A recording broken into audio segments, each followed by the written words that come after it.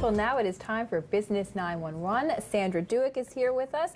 Lots happening tonight in the city. What's going on at Trent Winds? We have the Peterborough Business Excellence Awards that are happening. So 46 businesses plus Employer of the Year, plus our 4 under 40 profiles, and our student bursaries. So it's going to be an exciting evening, and it's a place to be. Employer of the Year. It is. We have about Checks Television right here. We have about 500 people coming out to the event, which is sponsored by Bell, and very good. We'd just like to thank all of our sponsors. We have about 25 or so in total. So very cool. Very good. It'll be a great night there. We're talking a little bit of policy talk today with our new government. Something you had talked about. It's called AGM.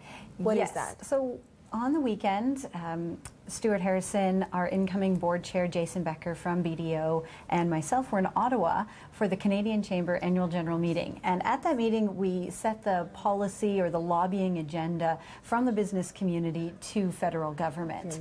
So we were there discussing 55 policy resolutions that were put forward by chambers such as Peterborough. In fact, Peterborough was involved with three, two directly and then one indirectly. So we had a lot of say in what was going on. 49 of those resolutions were passed. The ones that Peterborough was involved with are very exciting because both are very prominent issues that are going to, I believe, come forward during the new government that we have. What is one of them? Can you tell us what sure, one of them is? One of them is about the Canadian pension plan. Okay. So what that resolution was, we put that forward with the Kingston Chamber of Commerce, and it was asking that employees be allowed to increase their contribution to CPP to a certain amount.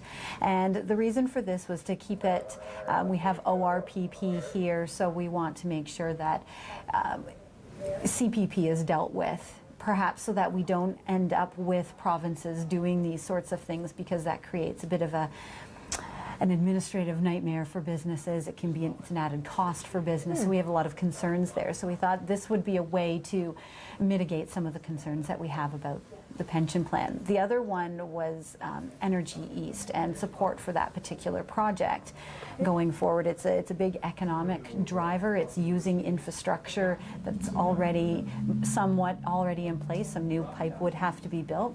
It's also using Canadian oil across the country as opposed to shipping it across oceans. So there's a lot going on. Energy East also means 250 jobs at GE in Peterborough. So wow, there's a lot of significant information that's coming out from the policy resolutions, and that we will be talking to the government about. Infrastructure is another one. Very good. It's a big. Sounds very exciting.